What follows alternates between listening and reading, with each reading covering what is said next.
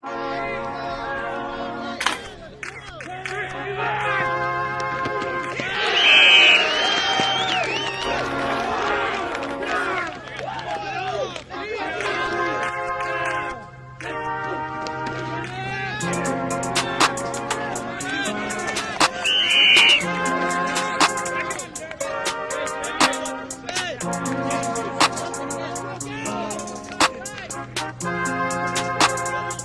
see, it does just mean more in the state of Arkansas.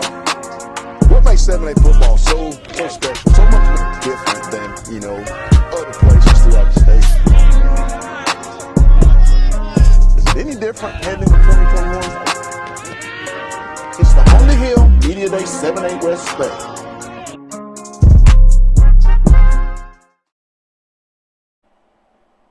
And welcome in to the On the Hill Media Day 7A West Special, and we're in studio today.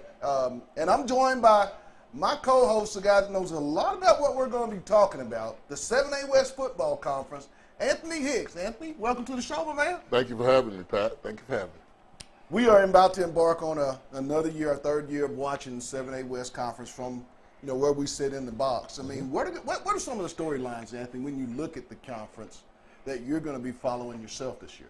One of the things I'm going to be looking for is, with all the changes in the coaches and also, too, with all the changes that's been going on, coming back from COVID, you just want to see how excited the kids are to really get back into football. They have a newfound love for the game and for the opportunity to actually get on the field and have fans and, trying to get back to some normalcy. So I'm looking forward to see what the kids have done over the time period, over the summer, over the spring, and really concentrating on getting back to showing the brand of football that we used to in the 7A West. You and I get to go into a full stadium last year. We sat at the top, but there wasn't many people below us. Talk about how big that is for you. I mean, football is back to being football just a couple hours away. Yeah, it's something that I kind of took for granted over my years. I played a lot of football over my time period, and I really, I really was talking to my daughter and talking to my son and also a lot of other kids that, I had to apologize for them because I'd never been through this before. Right. This type of opportunity that they were having to go through, I think our kids are going to be stronger, they're going to be wiser, and the experience is really going to give them a chance to kind of grow up a lot. New coaches in the league, not new coaches, old coaches that's making their way back. Benji Mahan will be taking the OC job at Harbor, having had a tenure at Fayetteville High. You're getting a guy like Jay Wilkerson coming into the conference. I mean, we know about what Jay did at Broken Arrow. Yeah. And then just a lot of different coaches. We got Chris Gregg is a tight end coach at all the coaching, and then also looking at the rest of the state, and I'm not criticizing anybody from the rest of the state, but most coaches in the state would love to come to 7A West. Right. I mean, there is not a lack of resources that you could ever possibly imagine if you come to the 7A West. You have everything from the turf field to the indoor practice facilities. You have all the resources you want. I'm talking about from Fayetteville to Bentonville West, Rogers Heritage with my buddy Steve Hookford. You have resources. And when you have resources and you give the kids the resources, you get a better brand of football than we're used to seeing anywhere else.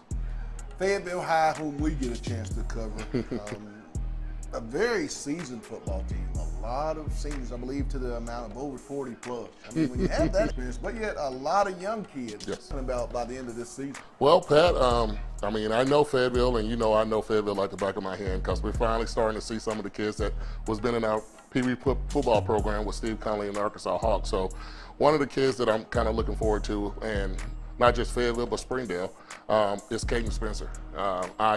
That's my love. I love that kid. I love the family. His brother Mason is going to be a sophomore also too, but Caden Spencer is a special kid. We're also talking about Omar, Omar from Fayetteville. So, and just looking at some of these kids that have been through the program that has played a whole lot of football, I think that's what you're going to see from the kids is the juniors and below. They played a whole lot of football, and the brand of football in the 7A West is going to propel itself to a level that you've never seen before. Well, hey, we're going to come back with much, much more. Guess what? It's time to talk a little first-team offense. We're going to put that out there. It's the On the Hill Media Day Special. We'll be back.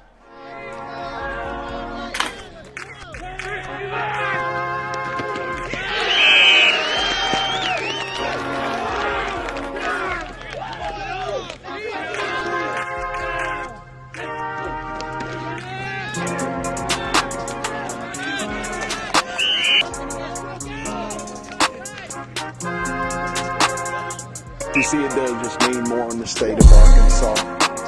What makes 7A football so special, so much more different than, you know, other places throughout the state? Is it any different heading into 2021? Lindsay & Associates started in 1973. This is our 48th year in real estate in Northwest Arkansas.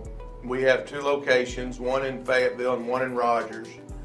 And we are here to serve the people of our community. And as my dad always. And welcome back to the On the Hill Media Day special. Time to talk a little offense. And the coaches and us here on the Hill got together and talked about who the best players were. We want to find out who those 22 offensive guys were. And here we're about to announce it. The first one on the list, first team quarterback, Carter Hensley from Heritage High School. Young man started as a sophomore last year. The junior season, I feel, in my opinion, I think this kid's about to really break out. 6'3", 195. I mean, Anthony, what have you seen from that young man? Well, Carter has been a kid that's, you know, that's been through a lot of changes. You know, I think right now about his sophomore year, his junior year, he's finally got into a coach that's been there. He's the second year in the program. He's there. He's doing what he needs to do, and I think he's going to have a chance to be very special. It's also something that, you know, Rogers Heritage need, which is that type of athlete, right, and what they haven't had in the past. You know, no offense to the kids there, but it's just they haven't had the athletes to be competitive in that 7A West. But with him and also being hard-nosed and tough, that I know still be coming in at the running back spot, junior. Hudson Brewer, this is a guy that I know quite a bit about. The father played at Springdale High, was a very, very outstanding running back. A lot of big numbers. This guy came in as a sophomore and, hey, just kind of took over where, you know, Dad left off. Talk about Hud. Hey, Pat, he's not scared of anything, Pat. I mean, when you put a sophomore in the 7A West and he came through, he led the entire 7A West in rushing last year. Right. I mean, as a sophomore. And Heritage always has that big offensive line. He's going to have a more mature offensive line this year to run behind, and I think he's going to have a chance to have another banner year. It's going to be good to see Fayetteville and Harbor go at it right now with those linebackers, so I can't wait. This next guy on the first team is a guy that I think even in that junior, there's, you know, the first 3 we're talking about is all 3 are junior guys, so there's some youth in this guy, and that's Josh Finklin.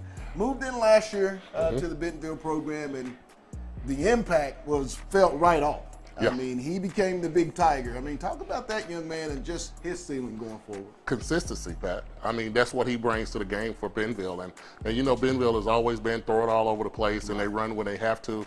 Now I think it's going to be a run first, pass when you have to, pass opportunity, and they can, you know, kind of take the air out of the ball and kind of take advantage of that opportunity of being able to have the chance to actually run the ball. They've always had great receivers. They've always had a great, consistent offense, but this kid is going to be very special this year. Now, this is a position, Anthony, and we went back and forth, coaches. I mean, because there's so many nominations. I feel, in my humble opinion, that this is going to be the year of the wide receiver, and we can only pick 3. We're going to start off with new Tennessee commit, Chaz Nimrod out of Bentonville High School. I mean, the young man comes in 6'4", and a world of upside. One of the best in the state. I mean, talk about that young man, because we saw him a year ago. Pure athlete, Pat. I mean, I think there's not many sports that Chaz could be successful in. I mean, I saw the kid run track in the 7A West. I mean, the 7A West this year, so I also saw him at the state track meet in Rogers. The kid is an athlete. He can do a lot of different things. I'm just looking forward to see, you know, what type of opportunities it's going to be with teams double teaming and trying to do things to kind of take him away from him. And, hey, I think he has a chance for it to have a great year. The next guy on the list plays with Chaz, and we had a chance to see him, Cooper Smith out of Bentonville High School. Talk about Cooper. I mean, he's one of those guys, number 12, you'll be talking about as we get deeper and deeper into this season. Exactly. Who are you going to double team, Pat? You try to double team Chaz, what are you going to do? Cooper Smith is on the other side. So, I mean, that's going to cause a tremendous opportunity with many secondaries in the 7A West. And I think, you know, it's going to be tough. It's going to be very tough on defensive secondaries in the league. Lastly, when you talk about a guy you can compare to Usain Bolt. I mean, this kid, when he takes a straight line, you rarely see his feet hit the grass. He's going to Oregon and another Power 5 school. Isaiah too fast to tame you. Talk about it.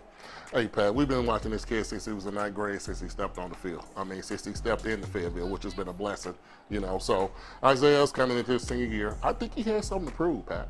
I think, you know, from the last couple of years, he got a chip on his shoulder, man, to the point where a lot of people have been doubting him. I mean, he got hurt in that last game of the year, you know, last couple of games of the year, that Bigville game, and then wasn't able to play a lot in the Central game last year, which hurt him tremendously, you know, hurt him tremendously.